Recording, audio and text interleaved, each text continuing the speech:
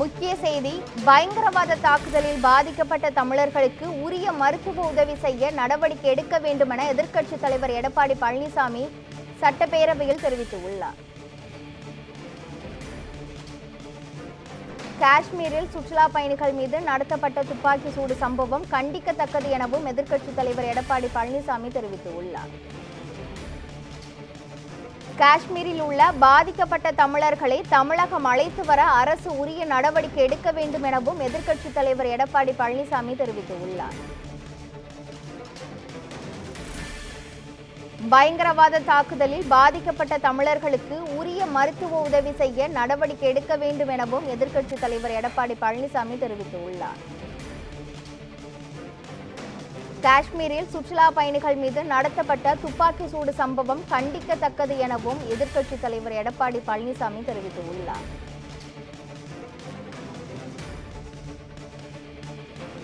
முக்கிய செய்தியாக பார்த்து வருகிறோம்.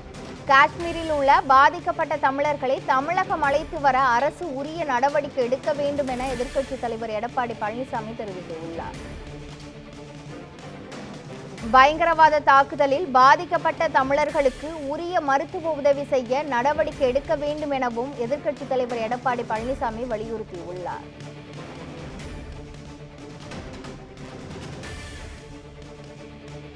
காஷ்மீரில் சுற்றுலா பயணிகள் மீது நடத்தப்பட்ட துப்பாக்கி சூடு கண்டிக்கத்தக்கது எனவும் எதிர்க்கட்சித் தலைவர் எடப்பாடி பழனிசாமி தெரிவித்துள்ளார்.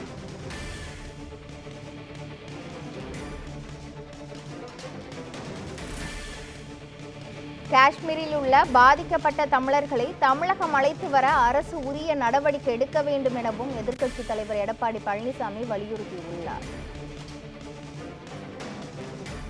காஷ்மீரில் நடைபெற்ற பயங்கரவாத தாக்குதலுக்கு எதிர்க்கட்சி தலைவர் எடப்பாடி பழனிசாமி கடும் கண்டனம் தெரிவித்துள்ளார். காஷ்மீரில் உள்ள பாதிக்கப்பட்ட தமிழர்களை தமிழகம் அழைத்து வர அரசு உரிய நடவடிக்கை எடுக்க வேண்டும் எனவும் அவர் வலியுறுத்தியுள்ளார்.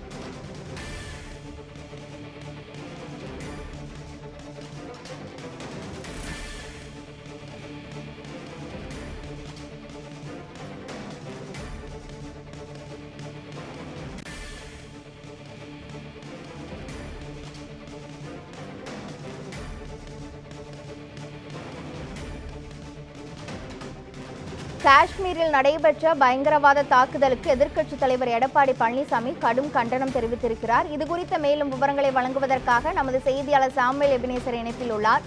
சாமுவேல் எபினேசர், இது தொடர்பான மேலும் விவரங்கள் என்ன பதிவு பண்ணுங்க.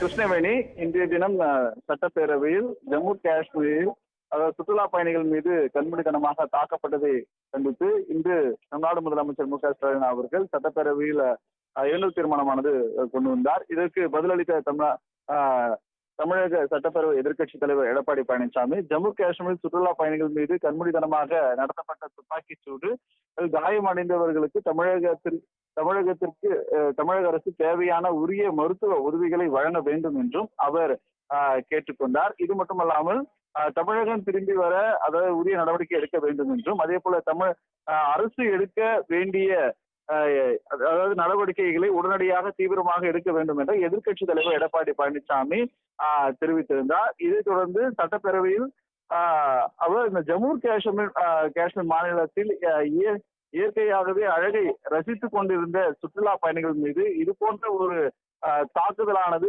நடைபெற்றது கண்டிக்கத்தக்கது என்றும் அவர் தெரிவித்திருந்தார். இது மட்டுமல்லாமல் இது அடிக்கடிக்கு தொடர்ந்து இது போன்ற சம்பவங்களானது அப்பகுதியில் நடைபெற்று வருவதாகவும், அதே போல தமிழகத்திலிருந்து சுற்றுலா பயணிகள் சென்றவர்களுக்கு காயமடைந்தவர்களை தமிழக அரசு சார்பாக உரிய மருத்துவ உதவிகளானது செய்யப்பட்டு அவர்களை தமிழகத்திற்கு அழைத்து வரக்கூடிய நடவடிக்கைகளை மேற்கொள்ள வேண்டும் என்றும் எதிர்க்கட்சித் தலைவர் எடப்பாடி பழனிசாமி கேட்டுக்கொண்டது குறிப்பிடத்தக்கது. கிருஷ்ணவேணி, காஷ்மீரில் நடைபெற்ற பயங்கரவாத தாக்குதலுக்கு எதிர்க்கட்சித் தலைவர் எடப்பாடி பழனிசாமி கடும் கண்டனம் தெரிவித்திருக்கிறார். இது குறித்த முழுமையான விவரங்களை வழங்கியதற்கு நன்றி சாமுவேல் எபினேசர்.